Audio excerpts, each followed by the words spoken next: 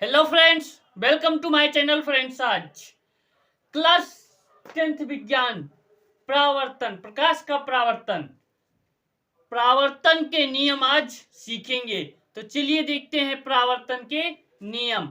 जैसा कि ये चित्र है हमारा, यहाँ पर ये जो किरण है ये है आपतित किरण। सबसे पहले हम चित्र के बारे में समझेंगे, फिर चित्र से हम परावर्तन के नियम को बहुत ही आसान तरीके से समझ लेंगे। तो चलिए देखते हैं। जैसा कि जो किरण यहां से आती है यह है आपतन बिंदु, यह है आपका आपतन बिंदु। आपतन बिंदु पर आपतित किरण यहां से आपतित किरण आती है और यह है आपका परावर्तित किरण, यहां से जाकर मुड़ जाएगी। यहां से आपतित किरण आएगी, परावर्तित किरण जाएगी। तो यहां यह है आपका अभिलंब, हमने एक अभिलंब खींचा है आपतन बिंदु पर। और फ्रेंड्स यहां पर यहां से यहां तक यह है आपका परावर्तक तल, यह है आपतन बिंदु। और यहां पर इतना सा भाग जो है यह है आपतन कोण। आपतन कोण को आई से व्यक्त किया जाता है, आपतन कोण को आई से व्यक्त करते हैं। और परावर्तन कोण, परावर्तन कोण को स्मॉल आर से लिखते हैं। तो ये हुआ आपका चित्र। अब चलिए हम चित्र पर ही परावर्तन के नियम को लिख लेंगे। तो परावर्तन के नियम हेडिंग डालेंगे, परावर्तन के नियम।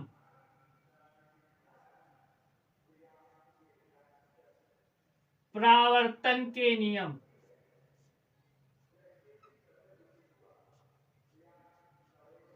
ये हुआ परावर्तन के नियम। फर्स्ट है हमारा आपतित किरण। अब चित्र से ही हम नियम को निकालेंगे। आपतित किरण, परावर्तित किरण, आपतन बिंदु पर ये खींचा गया अभिलंब, तीनों आपतित किरण, परावर्तित किरण और आपतन बिंदु पर खींचा गया अभिलंब, तीनों एक ही तल पर होना चाहिए। तो यहां पर ये तीनों एक ही तल पर हैं। लिखेंगे आपतित किरण, आपतित किरण,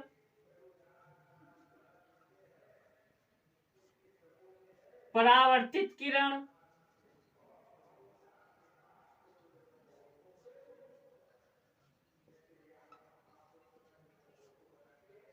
आपतन बिंदु पर खींचा गया अभिलंब, आपतन बिंदु पर खींचा गया अभिलंब, तीनों एक ही तल पर होना चाहिए। तीनों खींचा गया, आपतन बिंदु पर खींचा गया अभिलंब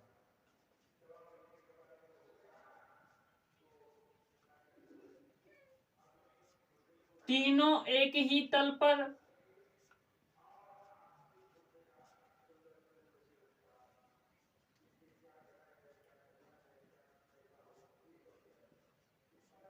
होना चाहिए।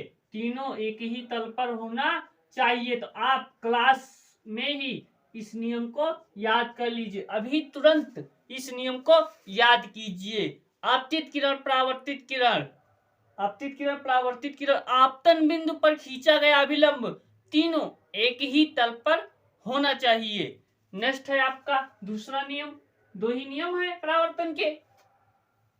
आपतन कोण आई, परावर्तन कोण आर, ये दोनों कोण, आपतन कोण आई, परावर्तन कोण आर, दोनों बराबर होना चाहिए। आपतन कोण परावर्तन कोण के बराबर होना चाहिए। आपतन कोण परावर्तन कोण के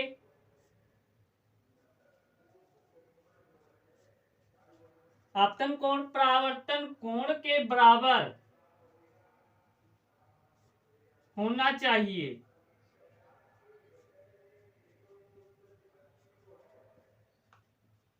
जैसा कि कोण आई बराबर कोण आर, ये हुआ दूसरा नियम।